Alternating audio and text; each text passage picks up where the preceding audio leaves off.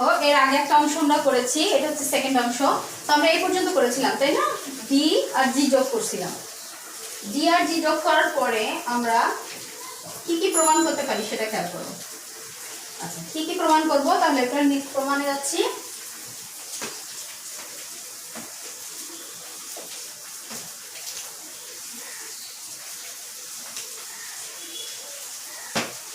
এবার মূল প্রমাণে আমরা যাচ্ছি। এখানে দেখো, যেহেতু এ বি সি এবং ই ডি ই এফ এর উপর স্থাপন করার সময় আমি কি করেছি, উল্টাভাবে স্থাপন করেছি। B A B A C K E G F এর উপর স্থাপন করেছি, যেখানে এ বিন্দু জি বিন্দুর উপর, বি বিন্দু ই বিন্দুর উপর, সি বিন্দু এফ বিন্দুর উপর পড়েছিল। এবং আমাদের যে ত্রিভুজটা নতুন ছিল সেই ত্রিভুজের বি বিন্দু এবং জি বিন্দু যোগ করেছি, তাহলে দেখো একটা ডিফারেন্ট ত্রিভুজ হয়েছে। আচ্ছা, এখানে কি কি হবে? এখানে প্রমাণের ফার্স্ট পার্ট আসতেছে, যেটা প্রমাণের অংশ। ফার্স্ট অংশটা আসতেছে ই জি ডি, অর্থাৎ এই যে ত্রিভুজটা আমরা পেলাম নতুন, এই যে ত্রিভুজটা আমরা পেলাম, এই ত্রিভুজটা কি কি সমান সেটা দেখবো। ত্রিভুজ ই জি ডি এর কি কি সমান দেখো। যেহেতু এই বাহুটা সমান এই বাহুটা, অর্থাৎ ই জি সমান ই ডি বাহু, ই জি সমান ই ডি বাহু, একটা বাহু। যেহেতু কি, যেহেতু এ বি সমান ই ডি বাহু, এ বি সমান ডি ই বাহু, ঠিক আছে? এই যে এ বি সমান ই ডি সমান জি ই, আচ্ছা জি টা একবার লিখে দিই। যেহেতু এ বি সমান ডি ই সমান ই জি, ক্লিয়ার?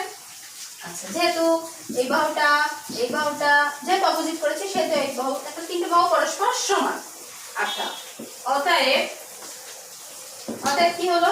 অতএব এদের যে অন্তর্ভুক্ত কোণ ই ডি জি, কোণ ই ডি জি সমান কোণ হচ্ছে ই জি ডি। ই জি ডি এবং ই ডি জি, অর্থাৎ এই মধ্যস্থ যে কোণটা, মধ্যস্থ কোণ ই জি ডি এবং মধ্যস্থ কোণ ই ডি জি পরস্পর সমান। তাহলে একটা বাহু এবং একটা কোণ পরস্পর সমান। দুই নম্বর কি আসতেছে, যেহেতু ত্রিভুজ বিপরীত বাহু এবং বিপরীত কোণ পরস্পর সমান হয়, তাই তো আমরা সর্বসমান্তরাল সূত্রে পড়েছিলাম। আচ্ছা, আরেকটা পার্ট কি আসছে, যদি আরেকটা অংশ বাকি থেকে যাচ্ছে। কি অংশ বাকি থেকে যাচ্ছে? F D G, F D G, এই ত্রিভুজটা বাকি থেকে যাচ্ছে। এই ত্রিভুজটা নিয়ে আমরা এখন আলোচনা করব। আবার ত্রিভুজ এফ ডি জি এর কি কি সমান? এখানে একটা নির্দিষ্ট কোণ, অর্থাৎ এফ জি সমান এফ ডি, এফ জি সমান এফ ডি, এফ জি সমান এফ ডি। কারণ অর্থাৎ এফ জি সমান এফ ডি, তার কারণ কি? এই যে এসি সমান ডি ই ডিএফ সমান এফ ডি, যেহেতু এসি সমান ডিএফ সমান কি এফ জি। এবং অন্তর্ভুক্ত কোণ কি? অন্তর্ভুক্ত কোণ এটা এফ ডি জি, অন্তর্ভুক্ত কোণ এফ জি ডি, অন্তর্ভুক্ত কোণ এফ ডি জি সমান অন্তর্ভুক্ত কোণ F G D, F G D. আচ্ছা, এই দুইটা ত্রিভুজের কি কি সমান পেলাম আমরা? বিপরীত বাহু দুইটা সমান পেলাম আর বিপরীত কোণ দুইটা সমান পেলাম। তাহলে কি হবে? ত্রিভুজটা সর্বসম লেখা যায়। সুতরাং দুটো যদি যোগ করো, অর্থাৎ এই ত্রিভুজটা এবং এই ত্রিভুজটা এবং এই ত্রিভুজটা যোগ করো, তাহলে এটা পুরো ত্রিভুজ সমান এই পুরোটা ত্রিভুজ। আচ্ছা, যদি এটা আমরা যোগ করি তাহলে কি হবে,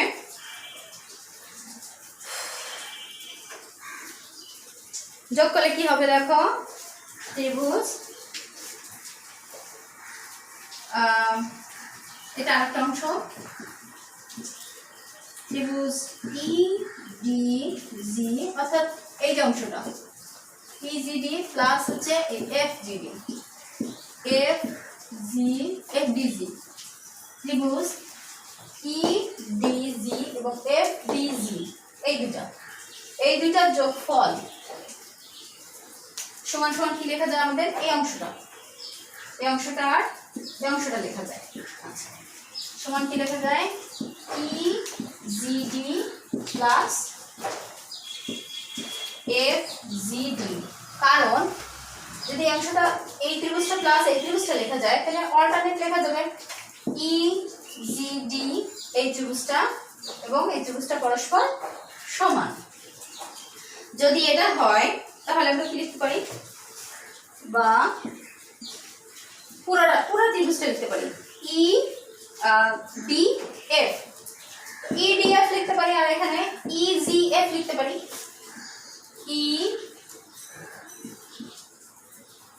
EDF লিখতে পারি, এখানে EDF এবং EGF ত্রিভুজ লিখতে পারি।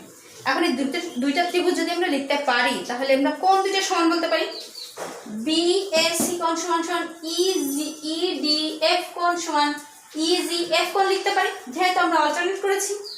আচ্ছা, উপরের একটা অংশটা আমরা মুছে দিব।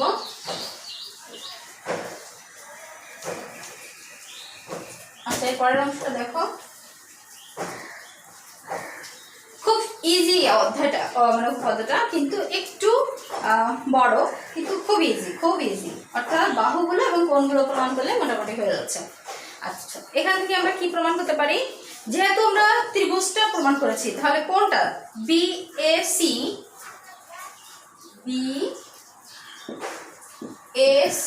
সমান কোন ত্রিভুজটা লেখা যায়, ওই যে EGF, অর্থাৎ BAC এই কোণটা সমান, আমরা যেহেতু অল্টারনেট করেছিলাম অর্থাৎ অপোজিটে আমরা স্থাপন করেছিলাম, তাহলে EGF এই কোণটা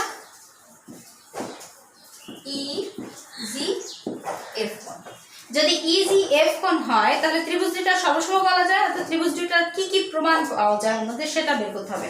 অর্থাৎ ত্রিভুজ ABC ও ত্রিভুজ DEF এর কি কি প্রমাণ পাওয়া যায়, অর্থাৎ যেহেতু আমরা একটা আগে প্রমাণ করেছি EG সমান ED, আবার EF সমান FD, AB সমান এই পুরো দুইটা, আর AC সমান এই পুরো দুইটা, অর্থাৎ AB সমান AD সমান EG লিখছি, তাহলে AB সমান ED লেখা যায়। তাহলে কি কি লেখা যায়, AB সমান ED লেখা যায়। যদি AB সমান ED লেখা যায় তাহলে আমরা সর্বপ্রথম কি লিখতে পারি, AB সমান AD লিখি, AB সমান DE লিখতে পারি। আরেকটা কি প্রমাণ করতে পারি, যেহেতু AC সমান DF সমান GF, তাহলে AC সমান DF লেখা যায়, AC সমান DF লেখা যায়, AC সমান DF লেখা যায়। যদি AC সমান DF লেখা যায়, অন্তর্ভুক্ত কোণ কোনটা প্রমাণ করা যায়, BAC এই যে অন্তর্ভুক্ত কোণটা, আর যেহেতু আমরা এটা প্রমাণ করেছিলাম EGF এই কোণটা সমান, তাহলে যদি এই কোণটা সমান হয় তাহলে অপোজিট কোণটা সমান, তাহলে আমরা লিখতে পারি BAC সমান EDF।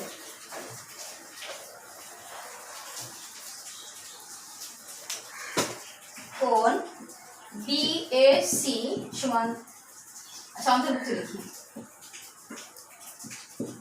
অন্তর্ভুক্ত কোণ BAC সমান অন্তর্ভুক্ত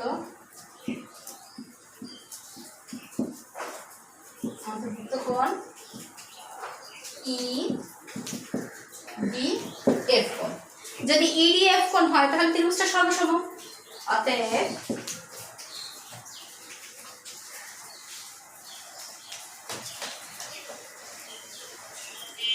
ত্রিভুজ ABC, যেহেতু দুইটা বাহু দুইটা বাহু এবং অন্তর্ভুক্ত কোণ আমরা প্রমাণ করেছি, দুইটা বাহু এবং অন্তর্ভুক্ত কোণ প্রমাণ করে তৃতীয় বাহুটা সলভ হয়ে যায়। তাহলে BC সমান EF বাহু, এটা তো আমরা প্রমাণ করেছি।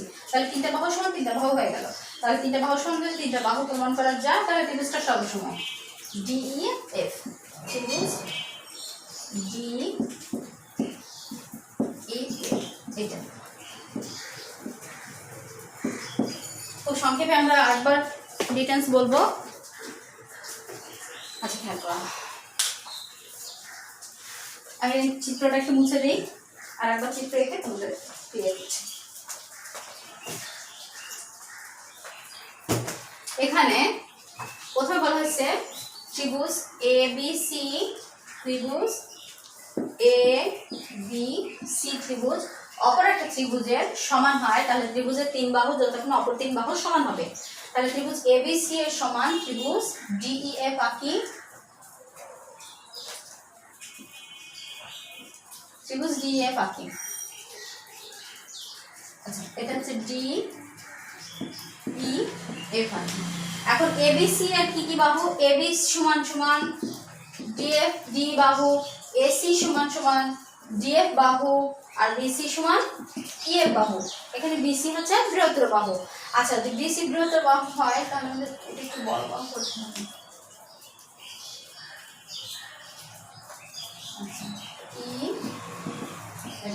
আচ্ছা এবারে শোন, এই বাহু যদি এই বাহু হয় তাহলে এই BC ত্রিভুজটাকে DF এর উপর এমনভাবে স্থাপন করতে হবে যেন যেহেতু BC সমান EF, B বিন্দু E বিন্দুর উপর এবং C বিন্দু A বিন্দুর উপর পড়বে, কিন্তু A বিন্দুটা D বিন্দুর উপর না পড়ে তার বিপরীত পাশে দিব আমরা। তাহলে যদি বিপরীত পাশে দিই তাহলে কেমন হবে ব্যাপারটা? এমন আসবে, তাই না? এটা হচ্ছে G বিন্দু, অর্থাৎ ধরি A বিন্দু G বিন্দুর উপর পড়েছে। যদি A বিন্দু G বিন্দুর উপর পড়ে তাহলে AB বাহু সমান, যেহেতু DE বাহু ছিল সেহেতু EG বাহু সমান, যেহেতু বিপরীত পাশে পড়েছে। আর যেহেতু AC সমান DF বাহু ছিল সেহেতু EG সমান DF সমান AC বাহু। আচ্ছা তিনটা বাহু সমান। এবার আমরা কি করলাম, যেহেতু BC সমান BC সেহেতু বাহু সমান, তাহলে DG যোগ করে দিলাম। যদি DG যোগ করি তাহলে এখানে একটা ত্রিভুজ হয়, DEG একটা ত্রিভুজ এবং DFG আরেকটা ত্রিভুজ হয়।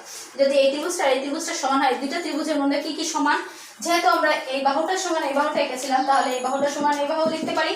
আর যেহেতু DF বাহু সমান GF বাহু লিখেছিলাম তাহলে এই বাহুটা সমান এই বাহুটা বলতে পারি। এবং অন্তর্ভুক্ত কোণ EDG, এই যে অন্তর্ভুক্ত কোণ এবং অন্তর্ভুক্ত কোণ EGG এটা সমান বলতে পারি। এবং এই ত্রিভুজের কি বলতে পারি? FDG এটার অন্তর্ভুক্ত কোণ এবং FGD এটার অন্তর্ভুক্ত কোণ পরস্পর সমান। যে দুইটার অন্তর্ভুক্ত কোণ সমান এবং দুইটা বাহু পরস্পর সমান হয় তাহলে ত্রিভুজের কি বলতে পারি আমরা? এই ত্রিভুজটা প্লাস এই ত্রিভুজটা, এই ত্রিভুজটা প্লাস এই ত্রিভুজটা, অর্থাৎ DF DEF প্লাস EDFE দুইটার যোগফল EGD প্লাস FGD দুইটা সমান। তাহলে যদি দুইটা সমান হয় তাহলে আমরা কি লিখতে পারি? পুরো ত্রিভুজটা সমান বলতে পারি। অর্থাৎ DEF সমান ত্রিভুজ DGF বলতে পারি। এখন DGF সমান যদি DFE বলতে পারি তাহলে আমরা কি বলতে পারি? যেহেতু এই বাহুটা সমান এই বাহুটা ছিল সেহেতু SAB সমান D বলতে পারি। আর AC সমান FG ছিল সেহেতু FC সমান D বলতে পারি। এবং অন্তর্ভুক্ত কোণ BAC সমান অন্তর্ভুক্ত কোণ EGF ছিল সেহেতু আমাদের যেহেতু অল্টারনেট সেহেতু EDGF বলতে পারি। যদি AB BAC সমান অন্তর্ভুক্ত কোণ EDF তাহলে ত্রিভুজটা ABC সর্বসম ত্রিভুজ DEF এটাই প্রমাণিত হলো। মোটামুটি আমরা এই উপপাদ্যটা অনেক বড়, তাই তো? বেশ বড় কিন্তু খুব ইজি। অর্থাৎ বাহু তিনটা প্রমাণ করতে হবে, অন্তর্ভুক্ত কোণ দুইটা প্রমাণ করতে হবে, আবার যোগফল করে আবার বাহু দুইটা প্রমাণ করে অন্তর্ভুক্ত কোণ এবং বিপরীত কোণ প্রমাণ করলে মোটামুটি ত্রিভুজটা সর্বসম আমরা প্রমাণ করতে পারবো। তো নেক্সট ক্লাসে আমরা এর পরের উপপাদ্যটা করার ট্রাই করব। তো সবাই এটা একটু প্র্যাকটিস করবে। আর যেহেতু তোমাদের একটা পরীক্ষা অলরেডি হয়ে গেছে সেহেতু নেক্সট পরীক্ষার জন্য প্রিপেয়ার্ড হও। তো সবাই ভালো থাকো, সুস্থ থাকো, আল্লাহ হাফেজ।